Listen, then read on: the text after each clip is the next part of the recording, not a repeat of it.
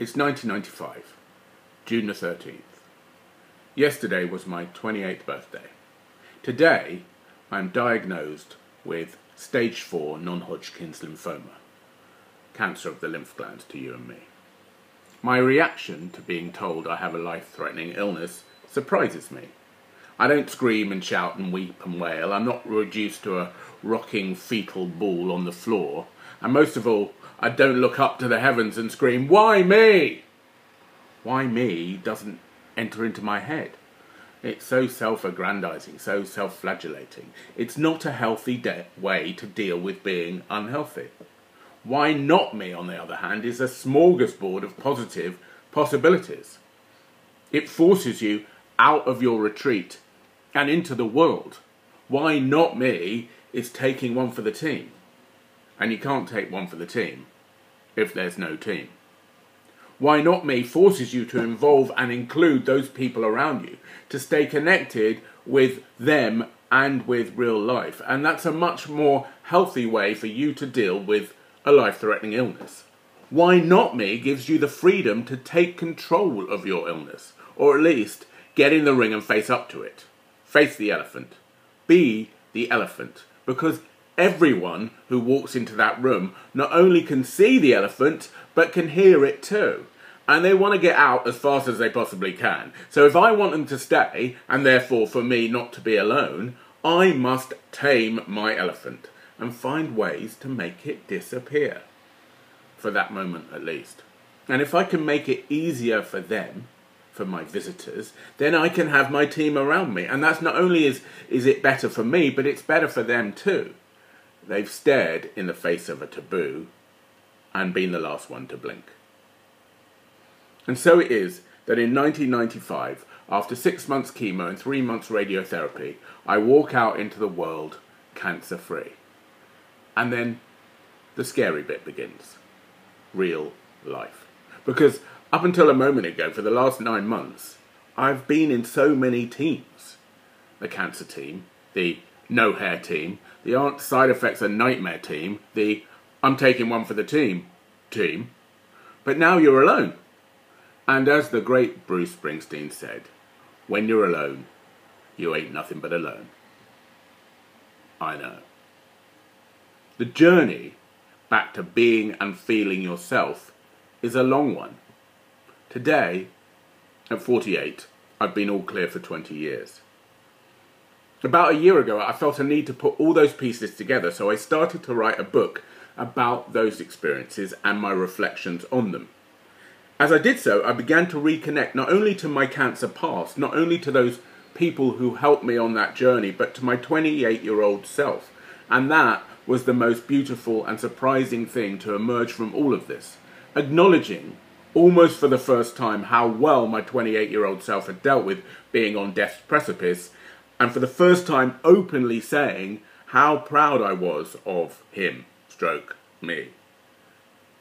Bravery is an overused word. For me, bravery is embracing the beauty of the scary situation you're in. The bravery of 28-year-old me looking into the face of death and embracing what's there or what's not there is the very thing that reawakened the lightness in my soul. Finding the beauty in this hideous illness is hard, sometimes impossible. But beauty comes in many forms. Clarity is beauty. Insight is beauty.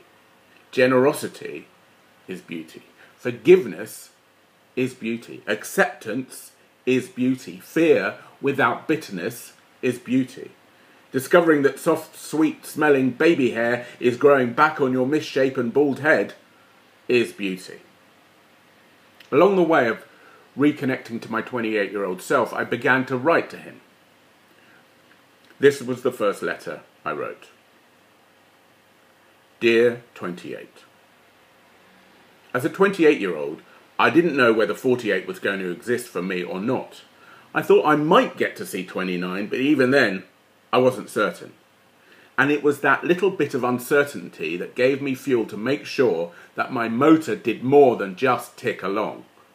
I'm glad this letter won't actually reach you because I don't really want to tinker with that motor. it's a big reason that I'm still here. Besides, going back to the future is so 80s. When I was you, I had to keep reminding myself that future wasn't a dirty word, that 30, 35, 40 or even 48 might be a realistic proposition, not a dream or a fairy tale, and that now was the greatest word of the lot. My now was 20 years ago, and now.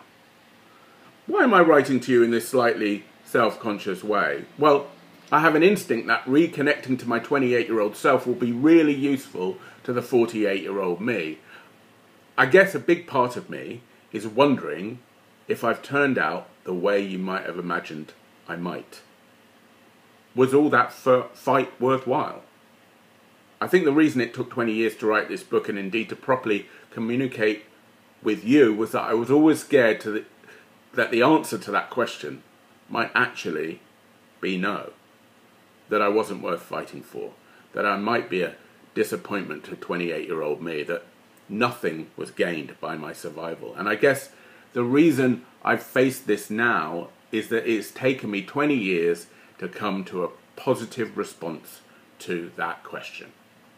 At 48, I see a life worth living and a perspective worth writing about.